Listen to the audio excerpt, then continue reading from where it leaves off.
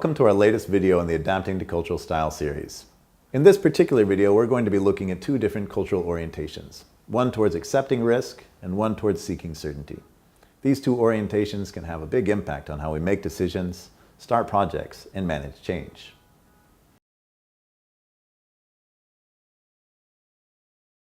I'd like to start us off with a quick case in order to set up our understanding of these two dimensions. Recently, I was invited to watch a senior management team of Europeans and Asians speaking together about how to work more effectively together. This particular group came from a European sports clothing company. They had recently been on a tour of some of their manufacturing partners in Dongguan and had a disagreement about the best style to look at some of the prototype clothing they were there to examine. One of the European colleagues coming from Germany had pointed out that when they went to look at one of the prototype jackets, a new garment that they were going to be producing, the Germans had spent relatively little time looking at the jacket before sitting down and making notes and making suggestions on the direction they were supposed to go, while their Chinese colleagues had spent more time in discussion and observing the jacket before sitting down and making suggestions. His point was he felt that the Chinese colleagues had been inefficient and maybe they weren't getting in with enough time to get things done for their suggestions. One of the Chinese colleagues pointed out that they had used roughly the same time to make the suggestions, but that they had spent more time looking at the whole garment, so they had been more considerate of the whole picture. So who was right? Whose working style was more correct? In this case, they both were. The European colleagues were expressing a tendency towards risk acceptance.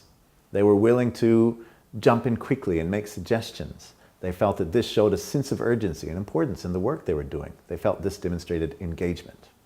Whereas the Chinese colleagues were expressing a sense of certainty orientation, wanting to make sure they had done their due diligence and collected all of the facts, seen the whole picture before making suggestions. This was their view on showing engagement at the workplace. So both sides have a lot of validity. If we've listened to that, we might think that we would want people like this of both sides on our own teams. So what are some ways we can balance this in a cross-cultural way? The first suggestion I have is understand how your team members view accountability and engagement. Your more risk-oriented colleagues will look at that sense of urgency and jumping in as a sign of engagement, whereas your certainty-oriented colleagues are going to be looking for whether or not there's been a complete picture and complete consideration of the facts, a sense of mastery before action has been taken. Consider your team members' sense of readiness to take action and speak out. Your risk-oriented colleagues will be more willing to speak out quickly and more willing to start an action without having done as much research, feeling that they can get a feel as they go.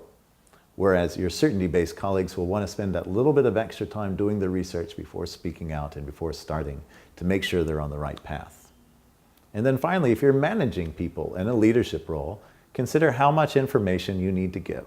Do you need a degree of precision and direct information for your certainty-based colleagues, or can you be a bit vague and open-ended for your risk-oriented colleagues?